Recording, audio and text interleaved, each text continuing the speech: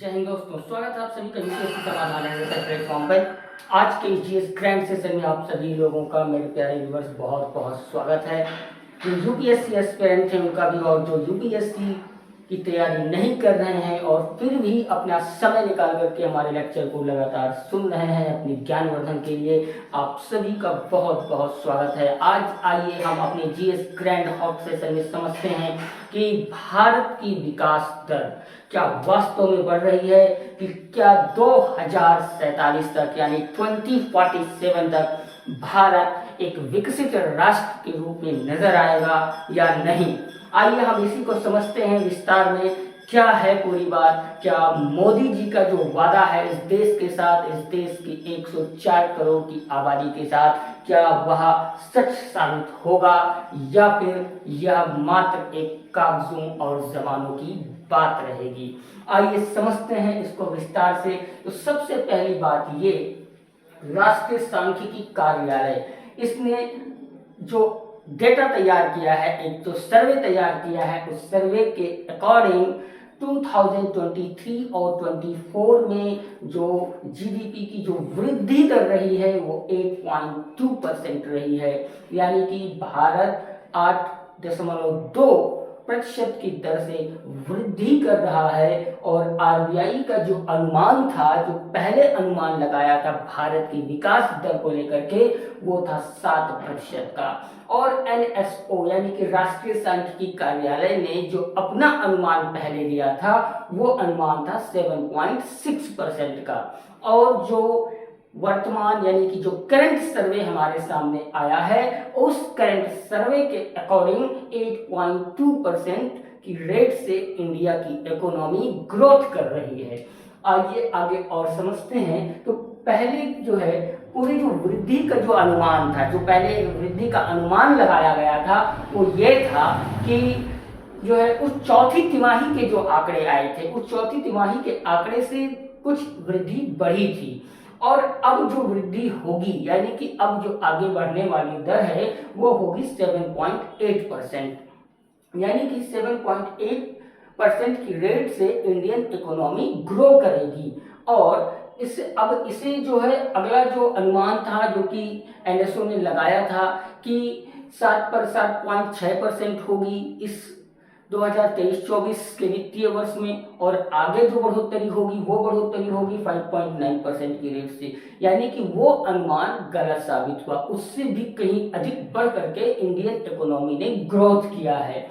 आगे अब जब आंकड़ों को हम इंडिविजुअली देखते हैं, यानी अलग अलग सेक्टर को जब हम समझने की कोशिश करते हैं, तो उसको देखिए कि किस तरीके से कहां पर ग्रोथ रेट बढ़ी है और कहां पर ग्रोथ रेट घटी है। तो सबसे पहले आप देखिए कृषि के मामले में, तो कृषि के मामले में भारत की जो ग्रोथ रेट रही है वो डाउन रही है, जबकि भारत एक कृषि प्रधान देश कहा जा रहा है। इसमें क्या हुआ है कि जो तीसरी तिमाही थी उसमें 0.4% की वृद्धि हुई थी, और बाद में जब चौथी तिमाही स्टार्ट होती है तो 0.6% की रेट से बढ़ती है, यानी कि डाउन हो जाती है। यानी कि हम कह सकते हैं कि जो कृषि की स्थिति है वह बहुत ही खराब हुई है। इसके बाद जो विनिर्माण क्षेत्र है उसमें पिछले साल की तुलना में थोड़ा सा तो घटा है, मगर इस साल भी इसकी प्रदर्शन इसका बेहतर हुआ है।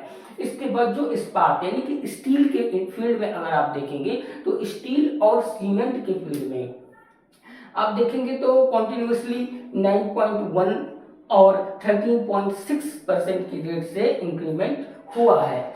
फिर आप व्यापार के क्षेत्र में देखेंगे, होटल देखेंगे, परिवहन, संचार, अगर इन सेक्टर्स में अगर आप देखेंगे तो भारत की इकोनॉमी रेट डाउन हुआ है। अगर फिर भी इन सब के बावजूद आप ओवरऑल देखते हैं, यानी कि पूरी अर्थव्यवस्था का जब आप विश्लेषण करते हैं, तो वहां पर आपको देखने को ये मिलेगा कि पिछली तिमाही 8.3% से गिर करके चौथी तिमाही में आ गई वो 6.3%, यानी कि जो तीसरी तिमाही थी उसमें चल रहा था 8.3% रेट। जैसे ही चौथी तिमाही स्टार्ट होती है तो उसमें ये डाउन होकर के 6.3% आ जाता है। अब जब जीडीपी और जीडीए के बीच के इस अंतर को जब हम देखते हैं तो इस अंतर को देखने से ये पता चलता है कि जो प्रोडक्शन हुआ है, जो उत्पाद हुए हैं, उस पर जो प्योर टैक्स लगाए गए हैं उनका इम्पैक्ट ज्यादा हुआ है, जिस वजह से ये डाउन हुआ है। आगे और अधिक से समझते हैं। अब जो इसकी वास्तविक जीडीपी है जो 2022-23 में थी वो 7% थी। अब उससे बढ़ करके जब 23-24 आया है तो वहां पर 8.2% हो गई है। यानी कि ओवरऑल तो ग्रोथ हुआ है, मगर पर्टिकुलर जब हम इंडिविजुअली अलग अलग डिफरेंट सेक्टर्स में देखते हैं तो वहां पर काफी डाउन हुआ है। इसके बाद और अधिक आप देखेंगे तो जो नाम मात्र की कुछ चीजें हैं जिनमें विकास होना चाहिए उसमें इस समय मौके पर क्या हुआ है कि जो पहले था 14.2%, तो ये इस साल यानी कि ये जो चालू वित्त वर्ष है इसमें ये 9.6% हो गई है। यानी कि यहाँ पर भी डाउन हो गया है। अब इससे और इसके अलावा देखिए जो खर्च और निवेश है, खर्च और निवेश के मामले में देखेंगे तो यहाँ पर भी इंडियन इकोनॉमी डाउन पड़ती है। डाउन ये पड़ती है कि जो निजी खर्च है लोगों का, यानी कि अपने ऊपर खर्च किए जाने वाले जो मनी है, जो अमाउंट है वह कम हुआ है। यानी कि अब जो है महंगाई, इससे साबित होता है कि महंगाई इस हद तक बढ़ी है कि लोगों ने अपने ऊपर खर्च करना कम कर दिया है। आगे इसको और अधिक डिटेल में समझते हैं। तो अब क्या हुआ कि पिछले साल ये था 4%, यानी कि 2022-23 का जो वित्त वर्ष था उसमें ये 4% था। तो कुछ हद तक ठीक था। हद तक क्या ठीक था कि फिलहाल वो स्वस्थ था, मगर फिर क्या हुआ, और जो निवेश की गतिविधि थी वह 9% थी। यानी कि 9% से उसमें थोड़ा बहुत वृद्धि हुई है, मगर जो निजी खर्च है, निजी खर्च के मामलों में यह काफी डाउन पड़ती है।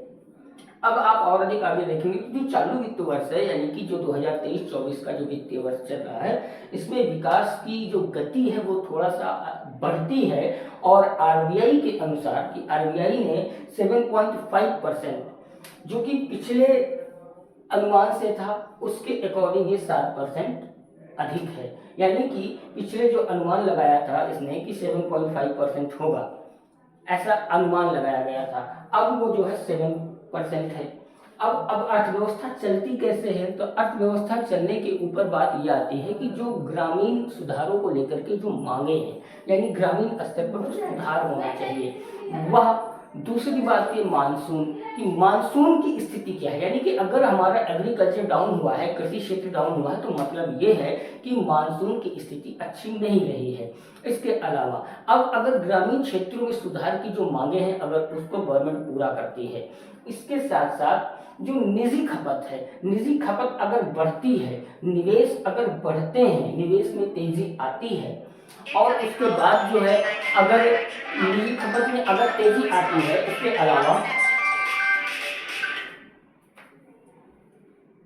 इसके अलावा जो अगला बजट पेश किया जाएगा, यानी कि अब जो 2024 और 25 का जो बजट आएगा उसके साथ साथ जो राजकोषीय और मौद्रिक नीति है इनके ऊपर निर्भर करता है कि आगे की जो वृद्धि दर होगी वह किस प्रकार से होगी।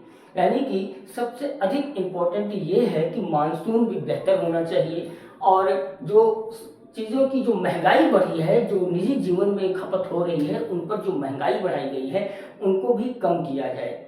और साथ साथ निवेश में तब वृद्धि होगी जब टैक्स को कम किया जाए। यानी कि अगर टैक्स कम किया जाए, मानसून अच्छा हो, किसी सुधार में उनकी मांगों को देखकर पूरा किया जाए, तो ये निश्चित है कि वृद्धि दर काफी तेजी से बढ़ सकती है। यानी कि हम इस जो वृद्धि दर है, इस वृद्धि दर पर यह अनुमान लगा सकते हैं कि 2047 यानी 2047 में भारत एक विकसित राष्ट्र हो सकता है। हम यहाँ पर भी पूरी तरीके से संभावना नहीं प्रकट कर सकते हैं, ये पॉसिबिलिटी है, हो भी सकता है और नहीं भी हो सकता है। यदि सरकार ने अपने रवैये को थोड़ा सा बदला तो यह संभव भी है कि 2047 में भारत एक विकसित राष्ट्र के रूप में नजर आ सकता है। फिलहाल दोस्तों इस सेशन को हम यही विराम देते हैं, और आपसे भी अनुरोध है कि आप इस सेशन पर विश्लेषण करें और क्या इन आंकड़ों को देखने के बाद आपको लगता है कि वास्तव में भारत 2047 तक यानी 2047 तक एक विकसित राष्ट्र के रूप में नजर आ सकता है या नहीं। दोस्तों विचार कीजिए और आप हमें कमेंट बॉक्स के जरिए कमेंट में जरूर बताइए कि आपका क्या एनालिसिस रहा आज के इस सेशन पर। फिलहाल दोस्तों सेशन को यहीं विराम देते हैं और आपको हमारी तरफ से एक अंतिम और महत्वपूर्ण संदेश कि आप व्यस्त रहें, मस्त रहें और अपनी पढ़ाई में तब तक लगे रहें जब तक कि आप यूपीएससी क्लियर नहीं कर लेते हैं। सेशन को यहीं विराम देते हैं दोस्तों, फिर मिलेंगे अगले नए हॉट चीज ग्रैंड सेशन में नए टॉपिक के साथ। जय हिंद।